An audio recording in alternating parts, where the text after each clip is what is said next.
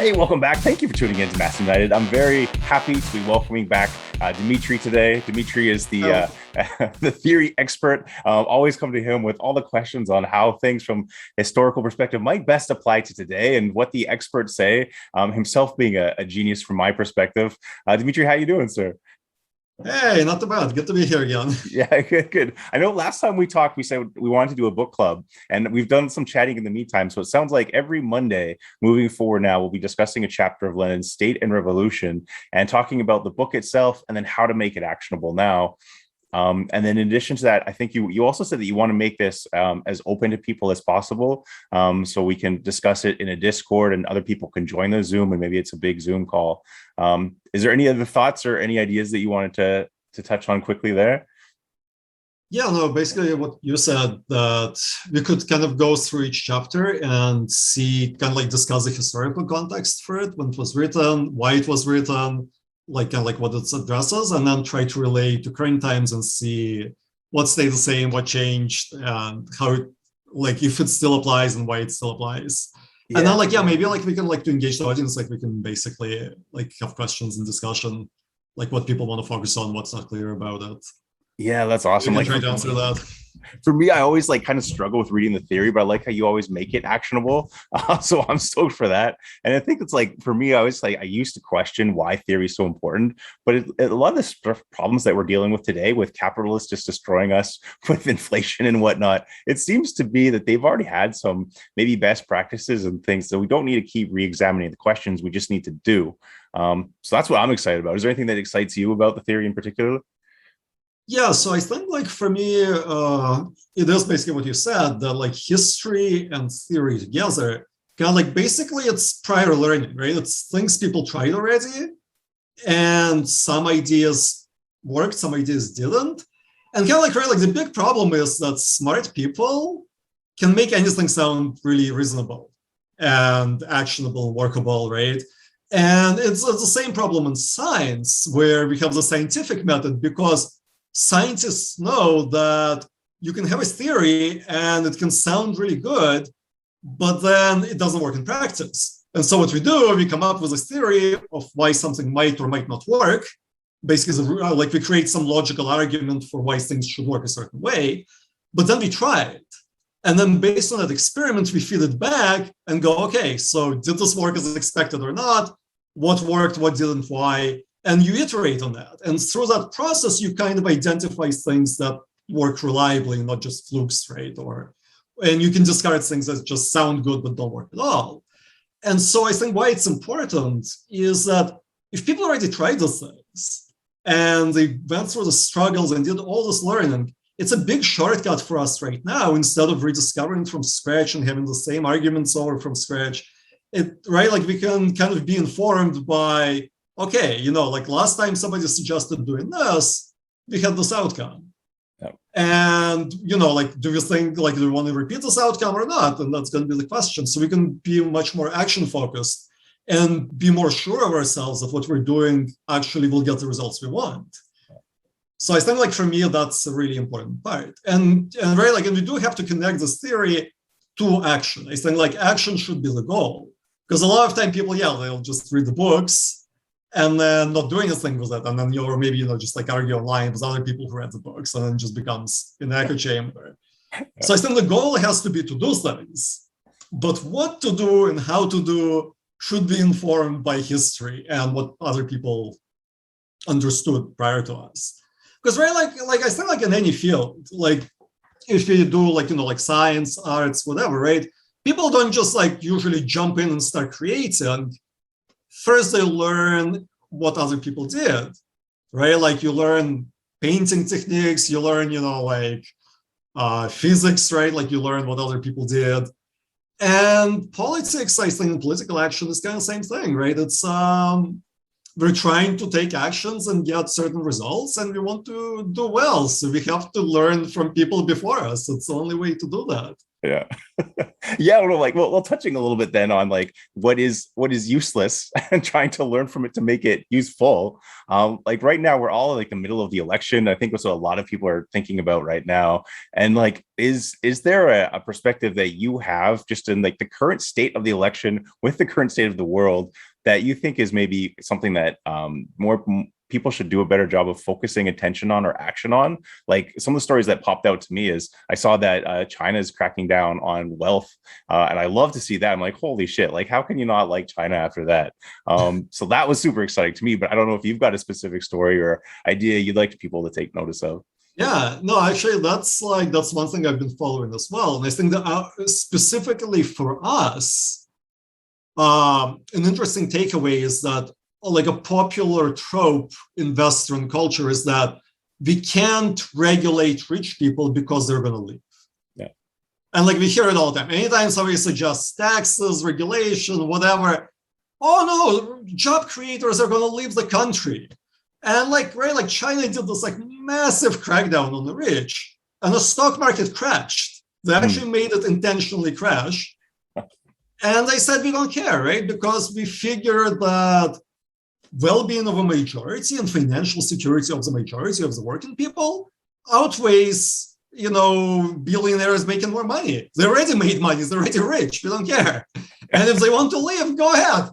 Right. Wait, this is hurting my like Cold War inundated brain with all the media I've been getting in with all like my stupid election news. Wait, are you saying that China is supporting the majority of people and trying to build a better society? That doesn't sound right. I thought they were like trying to have war and like steal our technology. Yeah, like it's like fascinating to me that people kind of like go with those tropes, because China hasn't been to war since the 70s.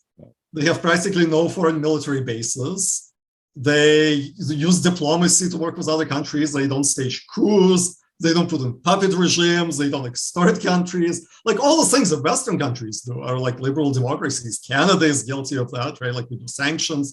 We pretty much support US everywhere. We send troops to Afghanistan, right? Like China has been doing none of those things. And yet they're painted as this great big evil. And pretty much all the like poverty reduction in the world has been happening in China. If you take China out of the equation, global poverty increased because people live like it's the same, like I think like $1 like line, or like $1.99, I think, that was identified as a poverty line in the 80s. But like inflation happened, money has devalued. It's been 40 years and they're still there. So in effective terms, they become more poor. So like, I think like the one country that's actually lifting people out of poverty, we can learn something from. Yeah, that's fair to say. And I don't know if this is something that you're briefed on, but one of the things that I'm wondering about too is I've seen like the stuff about like a color revolution in is it Myanmar and Thailand, and it looks as though this is also CIA. I don't know if that's something that you can touch on at all, or I'm pretty ignorant to it myself. I mean, it's kind of hard to say right now. It does look like US has interest to destabilize countries around China, because obviously that's what US does. Yeah. But like right now, it's hard to say. I thought. Okay. No, I appreciate that. That's what the one thing is like. Things to watch, yeah. I like how I always see the conspiracies, and then that was kind of like my path away from like born to like a really religious fundamentalist family. The conspiracy theories kind of helped get me out of it, because like now you're thinking for yourself. But I like to like dig into those things, and I see war everywhere and CIA everywhere, and I appreciate that you bring me down to earth. So thank you for that. But yeah, honestly, I don't know. Really, it's one of those things that if it does come out that US is involved, that shouldn't surprise anybody. Yeah. But I think, right, like until we have more facts, yeah, I don't want to jump to that conclusion. Well, and one of the I'm things definitely not rolling that out. Yeah, with what we've seen in Afghanistan, and there's like I think it was like the Czech premier was saying that the NATO's a paper tiger, and that's been kind of like a narrative that's popping up more frequently. Do you think NATO does anything from this point? It's a good question. I think like for US specifically, it's been a huge blow, because I mean it's a war they've been in for 20 years, like actively involved. And like we have to think about the fact that the government collapsed immediately as soon as US troops left. And we saw, right, there was like caches of weapons like drones, Humvees, like guns and stuff that they just abandoned. So even that kind of suggests that it was a fairly rushed retreat. They didn't even bother, right, like taking their equipment with them. So like the narrative we have been hearing is that, oh, US moved out and Taliban moved in after. But another way to look at it is, did US leave because they realized, Taliban was coming and they weren't willing to take the casualties, basically, and they just cut and ran. And it's clear that the government they put in place like had no power at all. It was just complete house of cards. And it's interesting to contrast, right, to go back, because before that, Afghanistan, like 40 years ago, when Soviet Union intervened, Afghanistan had a socialist government and was a fairly, progressive society. It probably would have been something like Vietnam today if there was no interventions. And then US started funding Mujahideen to fight Soviet Union, and the rationale was that they potentially could basically do what they've been doing in Xinjiang, actually, where they send basically terror groups and extremists into the country and try to destabilize it. And Brzezinski openly said that he was hoping that there would be kind of like a fundamentalist Islamic revolution in southern Russian republics, which what freaked Soviet Union out and why they decided they needed to intervene there. Yeah. But then, like, after USSR pulled out, Afghanistan, the government there lasted 5 whole years against basically US-funded terror groups. Right? And then that just shows, right, the quality of government that USSR helped build and the quality of government US built today. Yeah. And also, right, like the Taliban is literally an evolution of Mujahideen and then, groups that Pakistan sponsored. And it's basically a US creation. Like they created this fundamentalist group, and they've been fighting this group for 20 years. And I mean, like some companies made a lot of money off of that. Yeah. And they basically destabilized the region. They ruined millions of lives. And now they just kind of like, they got what they needed out of it, I guess. And they're like, okay, we're done. Yeah. But it's like, I still like to highlight the sheer scale of this atrocity is really important. Right? Because it's not just something that happened or would have happened on its own. This is something US created. And they should, be like take full blame for that, like for all the lives they ruined, for what they did to the regions, the people, right? Like it's absolutely horrific. Yeah. And for what? Yeah. Right. Yeah. So like Riceland can like make money, like Alberta or whatever. Yeah, it wasn't like a government or a regime change operation. It was like just a money laundering scheme. I think I saw you share something about that recently too. So yeah, it's devastating. I don't know. Do you see any historical precedent or equivalencies to what we're faced with now at this moment of an election, and how we might be able to like use those lessons to better our efforts? Because like as like an example, like when we did Justice Greens together, and part of that was like we looked to make things actionable, we looked to make things simple. Like you only needed 10,000 votes to win the Green leadership, so it was like a really easy rallying cry. And I don't know if we see anything at present in the Canadian scene, because it seems like Canada is like anemic. Like we hate talking about foreign policy. So this is the first time I've seen foreign policy on people's minds in an election in a serious way. So that's kind of exciting to me. But again, I don't know if there's anything that you would say is something that we should be prioritizing or looking at. Yeah, so it's, I mean, like for me personally, I would say climate change is the thing that's really kind of not on the forefront of everybody's mind, but really should be, because it's absolutely horrific and we have very little time to do anything about it.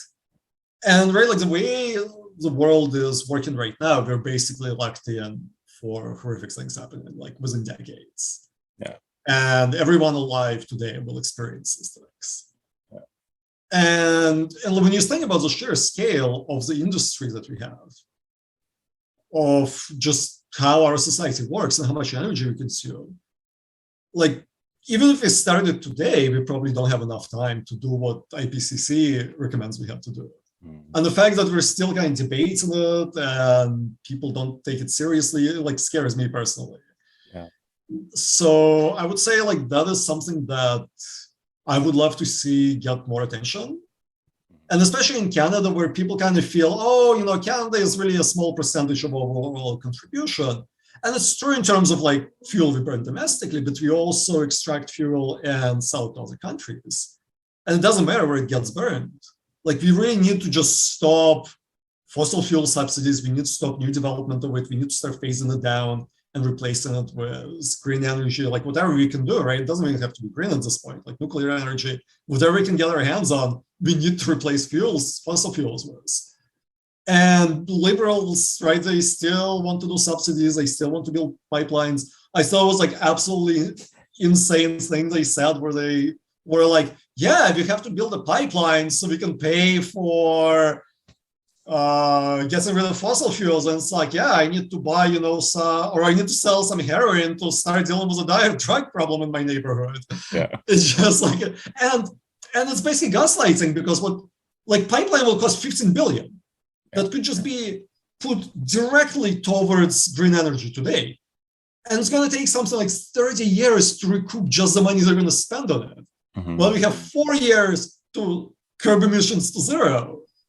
I mean, and this is what I mean, that people just don't know enough on the topic that liberals are able to make this sound like a reasonable proposal when it's absolutely insane. And of course, the concern and this thing like we hear liberals say is that, oh, but we need jobs. Like fossil fuel industry creates jobs, we need it, it's important. It's just like, you know what? We will have jobs created by creating alternative fuels. Like those things have to be built. Yeah. So we're probably going to create more jobs. We're also probably going to create some innovation because there's going to be new technology involved. We're going to develop like whole tech sectors in Canada. We're going to probably build factories, right? Like we could use clean energy transition as a way to create jobs, improve our technology, and make Canada more self-reliant and not be a problem for the world. Yeah. And I think the argument is that if Canada doesn't sell it, somebody else will. It's asinine.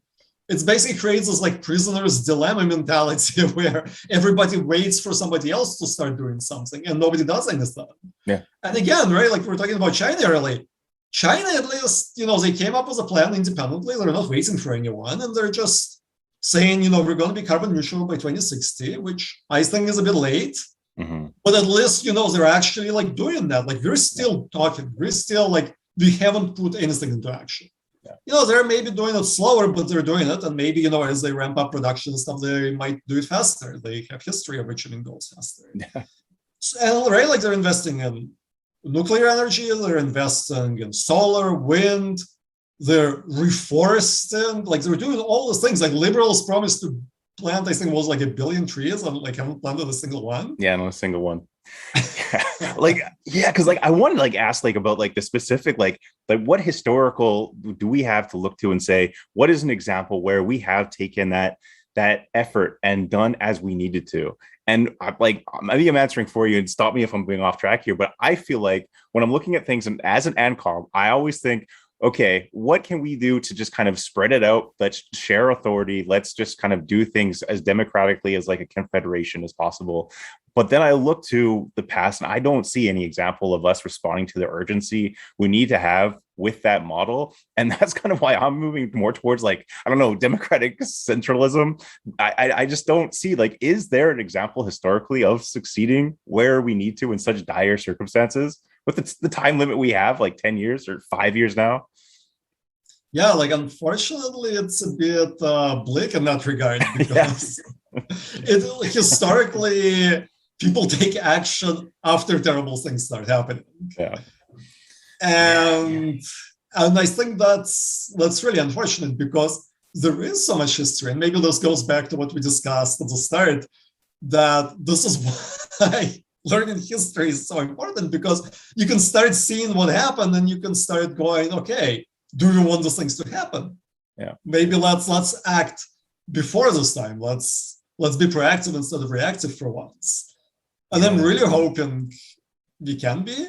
We do have things like the internet today, which historically didn't exist. It's much easier to share information, share discussions, organize. So I think like one of the things I'd like to see, like since we do have an election coming up, and obviously we know that whatever party gets into power isn't really going to make any dramatic changes. It's just a fact, and our system is sort of designed for that. That I think like it's meant so that you can't really rock the boat too hard. You can make some adjustments, but like any really bold action will be stopped. And part of what that stops it, you can either get non-confident votes if you have a minority government, or you have your 4-year hard limit where another party will get in and maybe dismantle what you started. So it doesn't really lend itself well to those like grand, large-scale projects. But I think like what we could use election for is to start organizing for doing things outside electoralism, like direct action, union building, community building, mutual aid.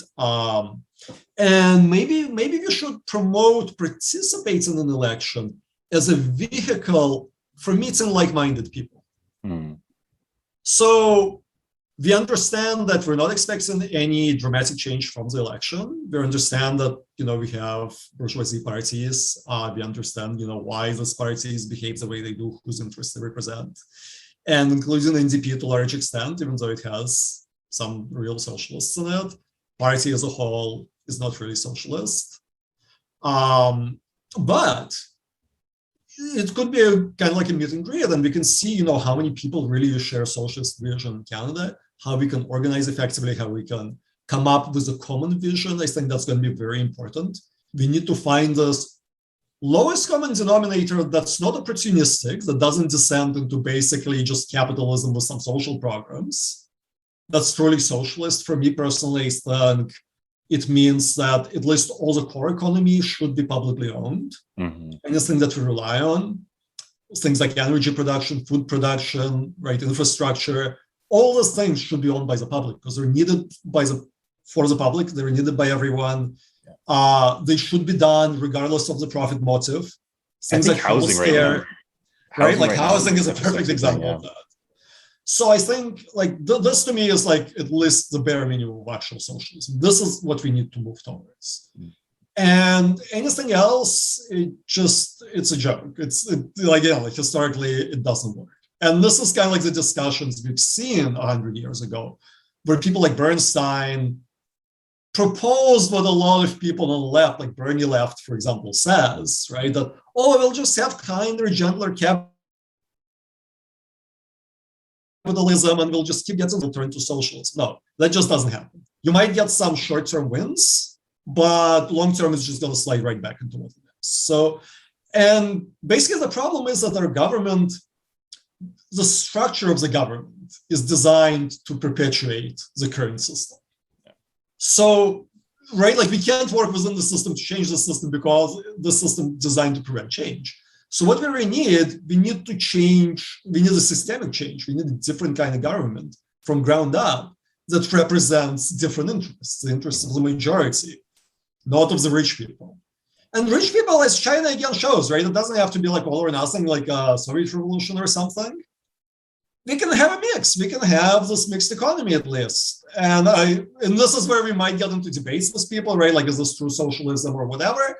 Yeah. But my view is, like if core economy is socialized, if the necessities are socialized, and capitalism exists, but it's for things like, Xboxes, nice to haves. Yeah. Fine, I can live with that, right? Like I prefer, I prefer a communist system, but maybe not everyone wants that. But at least I want a system that ensures that, everybody has their basic needs met unconditionally, right? Like everybody has housing, everybody has food, everybody has access to education, healthcare, guaranteed to work if they want to work. Like this should be unconditional in the 21st century. Yeah. And we have, right? Like we have everything we need to achieve that for everyone. It's not like lack of technology or lack of resources, lack of labor. We have all those things. It's the fact that our economy is optimized for the benefit of the 1% of the population. Yeah. Like literally the reason our jobs exist is so that somebody can become, who already has capital, becomes rich off of us. Yeah. Right? And I think that's not right. Yeah, no, like just as a parent, one of the things that really irritated me today is like the stories coming out about how kids transmit at a higher rate than adults do, according to some studies in Canada. And to me, I'm looking at that and I'm saying, okay, so this whole thing was bullshit, saying kids don't transmit, just to get the parents separated from the child, so you can move the parent into the work to make money, to make profits for those who already have more money than they ever know what to do with, and are using what they do have to fund media empires to rally the wars for Afghanistan and whatnot. It just is, it's gutting to me. Um, Yeah, no, it's. I think the pandemic is a great example of Putin, right? Just like profit over lives, literally. Yeah. Like the decision was made that we can sacrifice, the certain percentage of population who are vulnerable, and it's good for business. Yeah. And again, right, China made the opposite decision. And I've read Bloomberg articles decrying China, saying it's like COVID zero is too costly. China is hurting investors by doing COVID zero. And it shows, right? These people put zero value on human life. Human life is not part of a capitalist equation. Yeah. It's like, right, like how can you say saving even one life is too costly? Like, I don't care about any amount of investors if it saves one human life. All those investors can go fuck themselves. Yeah. Amen. Preach. It's to me, it's that simple. And right on the fact that we made this opposite decision, like our leaders made an informed decision to sacrifice people for the economy, to put them in this meat grinder. And US killed over 600,000 people. Killed. And that's right, like that's the term. They didn't just die from preventable, nothing could have been done. It wasn't an accident. This was murder. It was a large-scale murder, right? And we just accept it, right? Like we just talk about it like, oops, grandpa has to die, so that stocks can keep going up. Like even as you say it, I'm like, I know the number 6,000 deaths because I've looked it up so many times, but it's such a large number. Like there's no way that almost 1 million people died through social murder. I can't believe it. It's just I can never adjust to that number. It's disgusting.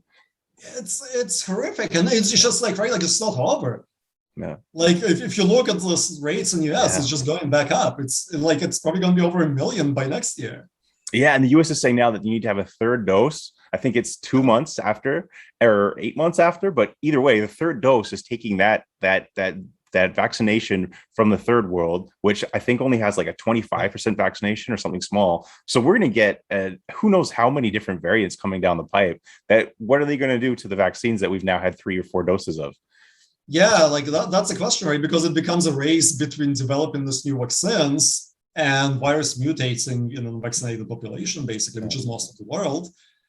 And right, like how long are we basically going to keep getting lucky? Like what if we end up with a mutation we don't know how to make a vaccine for? Then what? Yeah. Like what if it's deadly? Like there are so many risks. And again, right, like decisions was made to protect companies' profits, not to share vaccine technology, not to build factories in developing world countries. And now everyone is paying for it globally. Yeah.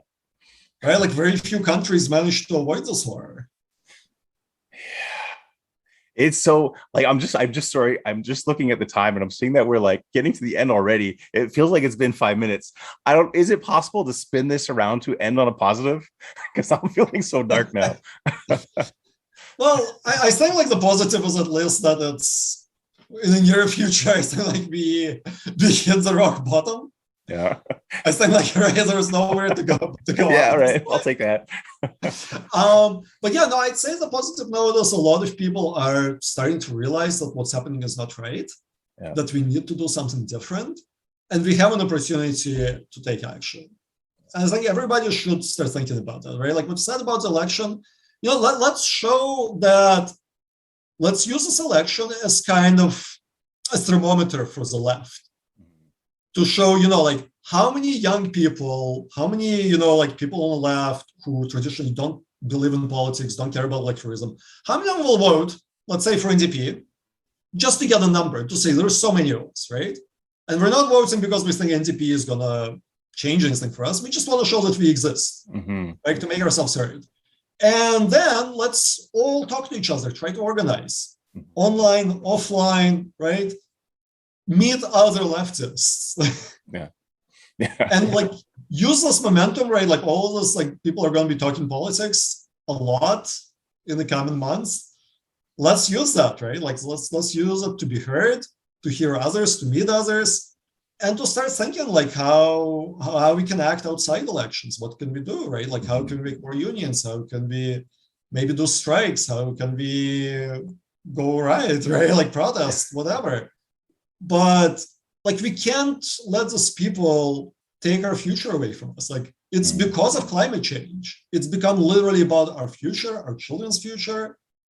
Like this is about humanity as a whole. Like will humanity be sacrificed so that like a few hundred billionaires can just keep making imaginary, right, like money?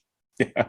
Because whenever civilization collapses, this money, it's not real. It's, you can't eat it. Yeah. Like it's literally a social contract. And like, I don't think humanity should die because we decided to commit to a particular social contract. That'd be stupid. So We're let's getting not do dark again. that. We're getting dark again. I'm gonna have to cut your mic. But no, I think that was really good. I feel compelled. I'm excited. You're right. Like the idea that we are not alone is such an important thing, especially like as we saw in Halifax today, all the police cracking down on unhoused people, and we saw hundreds of people show up to defend them. And I haven't seen the NDP show up at these things for a long time. So to see the NDP there, and I think there's 3 or 4 of them that showed up, was exciting to me. And I think you're right. Like people are going to come together, and I think that people are acknowledging. Like there was a report by Abacus the other day asking people what they thought we should do to recover from the pandemic, and 7 out of 10 people said they wanted to work to make a better world. They don't want to go back to the way things used to be, and only 30% of people said they wanted to go back to the way things used to be. So people are willing to fight, and we just start finding each other out there on the front lines. And I'm excited, and I'm excited to talk with you about it. So just to confirm for everybody, starting next Monday, we'll be doing these streams on theory, starting with the book State and Revolution by Lenin, every Monday at 8 p.m. Eastern. And then we'll also try to make it open to people. We'll probably do the first one as a pre-record with just me and Dmitry, but then after that, we'll try to do it as a stream on Twitch and YouTube, where everybody's welcome to participate. Yeah, Dmitry, I don't know if there's another space that you wanted to end it. Any final thoughts? Yeah, no, that's perfect. Yeah. Oh, awesome. Okay. Thank you so much for your time, sir, as always. I feel motivated and excited to see what happens next. So thank you. Have an incredible night. Cool. Send you love and solidarity. Peace. Each fellow I can know, they bullied and oppressed us, but still our union grows. And we're going to find a way, boys, for shorter hours and better pay, boys. Yes, we're going to win the day, boys. Where the Fraser River flows.